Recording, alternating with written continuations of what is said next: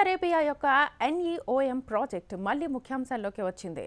ఎన్ఈఓఎం project CEO నద్మీ అల్ నస్రం Saudi ప్రభుత్వం తొలగించింది. ప్రభుత్వానికి నదీంను తొలగించడానికి ఎటువంటి కారణం లేదు. సౌదీ అరేబియాలోని ఎడారిలో గ్లాస్ సిటీ నిర్మించే ప్రాజెక్ట్ నియోమ్ అనే విషయం తెలిసిందే. నద్మీ 2018 నుంచి ఈ పదవిలో ఉన్నారు. నద్మీ అల్ నాండ్ 2018 నుంచి ఎన్ఈఓఎం ప్రాజెక్ట్ యొక్క సీఈఓగా ఉన్నారు.